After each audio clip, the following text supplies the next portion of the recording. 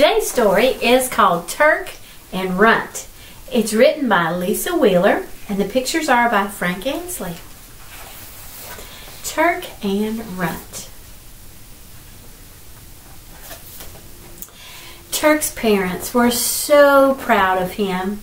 He was the biggest, strongest, and most graceful bird on Wishbone Farm.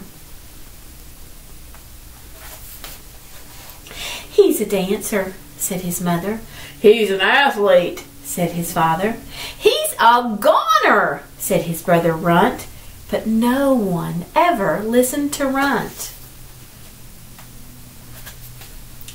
Every year, the farm animals looked forward to the excitement of autumn. Carloads of people came to pick red, ripe apples from the orchard in September. Folks arrived to choose plump orange pumpkins from the field in October. And come November, it was turkey time.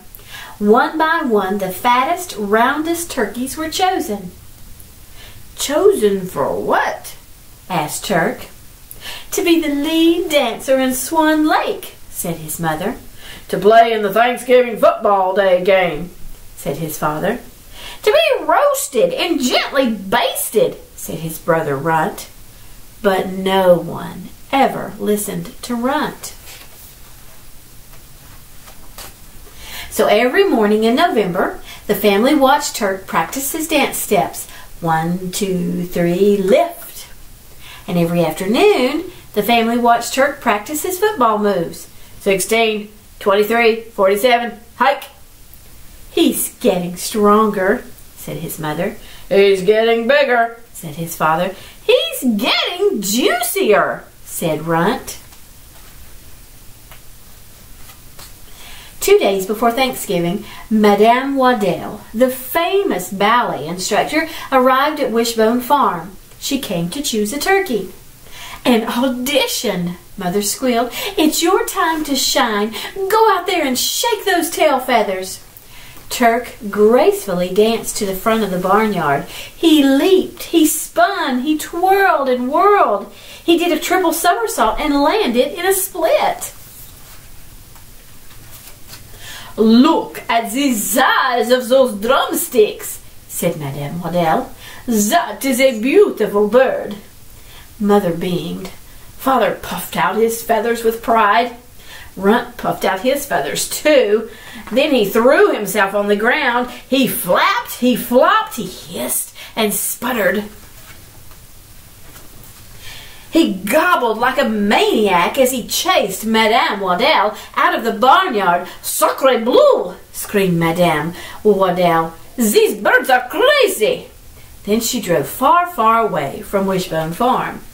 "Oh, no Swan Lake!" cried Mother. "No starring role!" cried Father. "No roasted turkey with chestnut dressing!" cried Runt. "Hooray!"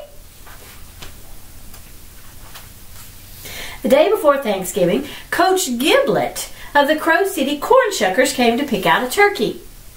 "This is your big chance," cried Father. "Get out there and strut your stuff." Turk sprinted to the front of the barnyard. He bobbed, he weaved, he tackled and dived. He mowed down every turkey who got in his way. "That's one healthy-looking bird," said Coach Giblet. "Only the biggest and the best for my team." Father grinned proudly. Mother got tears in her eyes. Runt got tears in his eyes, too. Then his beak began to drip. He coughed, he wheezed, he sniffled, and he sneezed. He fell to the ground in a hacking fit of quivering feathers. "Good gravy!" shouted the coach as he hopped back onto the team bus. "Those are very sick birds. The corn shuckers deserve better." Then he sped far, far away from Wishbone Farm. "No football contract," cried Father. "No TV commercials," cried Mother. "No Turk sandwich with cranberry sauce," cried Runt. "Hooray!" But no one ever listened to Runt. It was Thanksgiving morning. Turk's family heard the put-put-put of a little old car. Out of the car climbed a little old lady. Maybe she's a little old talent scout, said Mother. Maybe she's a little old dance instructor, said Father. I hope she's a little old vegetarian, cried Runt. Father and Mother pushed Turk to the front of the barnyard. Show her what you've got. But before Turk could perform even one pirouette, the little old lady scooted him aside. Aha! She exclaimed, pointing at Runt. Exactly what I've been looking for. This bird is just the right size for me. What? Cried Mother. Him? Cried Father. Help! Cried Runt. But no one ever listened to Runt, so he ran. He ran behind his father. Don't let her eat me! He ran behind his mother. Hide me! Hide me! He ran behind Turk. I'm too young to be basted. Turk saw the look in the little old lady's eyes. He saw the drool on her lips. He saw the fork in the little old lady's pocket. He saw the roasting pan in her back seat. Runt had been right all along. Work with me, Runt, Turk instructed, or your goose is cooked. Turk bobbed and weaved.